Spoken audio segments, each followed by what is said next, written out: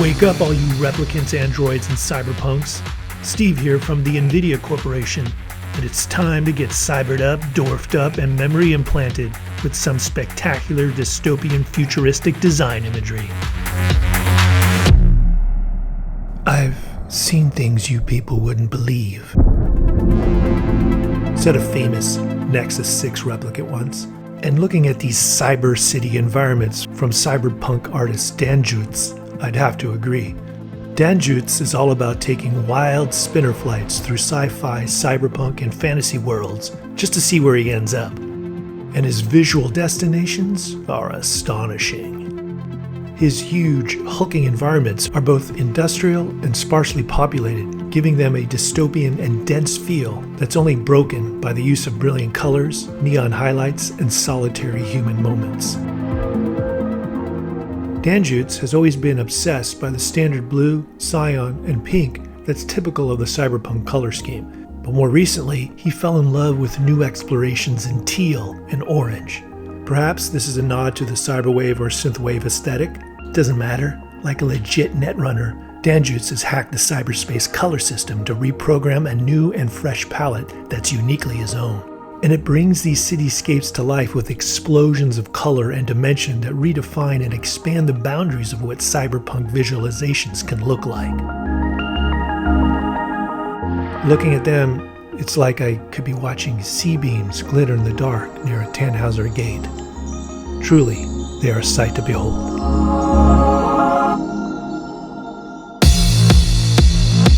For me, the best cyberpunk art is deeply node-rooted to its dual-core system of low-life and high-tech. That's definitely the case with Eddie Mendoza. His gritty, futuristic artwork is rooted in a sprawling underworld where cybernetic-enhanced motorcycle riders run rampant in the city streets, transporting illicit synthosubstances. Eddie credits his travels to seedier areas of crowded cities like New York and Hong Kong for his inspiration, as well as from the Ducati Monster and the bikes from Akira.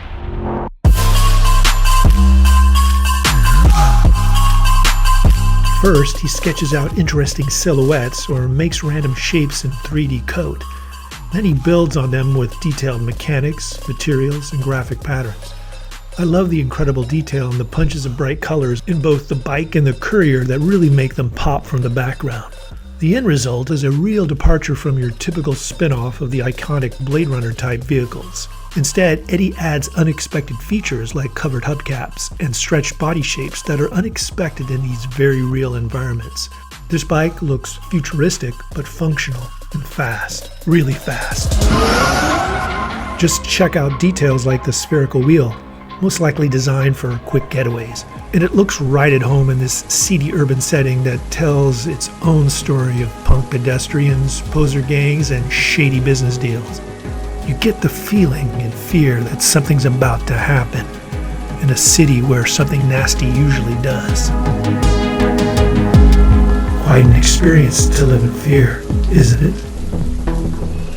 Speaking of fear, scan your eyes on this cyborg squad. Sofiana Andrasi loves to add a little mystery to his creations. Every texture and background look incredibly realistic and add dimension to every scene, and these badass cybernetic creations are no exception. But this mystery character is the focus here. Enhance 224 to 176. She looks like a razor girl, or maybe a street samurai. Is she a replicant? Move in. Enhance. Stop. Scars. Technical enhancements. No doubt they tell a wild story, but Sofiana's not telling us what it is. Track down. Stop. A stark urban environment and a shower of sparks. Something must have blown up. Blood? Hers? Or did she put the slamming on some poser? Pull out. Track right. Stop. Is she the perpetrator or a protector? Kick murder squad model? I don't know. But either way, she looks lethal. Enhance 2019. Move in. Stop. Give me a hard copy right there. Whoever she is, one thing is certain. This is the epitome of cyberpunk.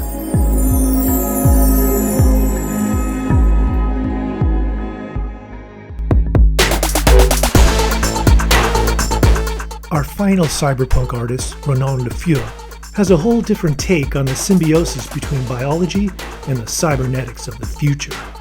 It's not just about how technology fits in our lives, it's about how it fits in our bodies, and what it means when we make the transition to cyber beings. Is it a competitive edge in sports? Or arming our most foreboding security forces? Or maybe it's just making a fashion statement. In any case, Ronald's future cyberware plays a powerful role in defining our function, status, and class. What I find remarkable about Ronald's biotech explorations are some of their subtleties. At first glance, this scene looks like a typical day on the test track for a group of humans. But on a further, closer examination, is this group even human to begin with? Notice these cybernetic seams, nodes, and prosthetics, or are they robotic limbs? Here, Ronald delivers a world where the lines between humans and cyborgs are blurred, and your role in society is based largely on how many tech enhancements you've had. Contemplating this causes me to wax philosophical. Would more technical enhancements make a human more human than human? Which leads me to a more personal question. Would I like to be modified? Well, I have in mind something a little more radical.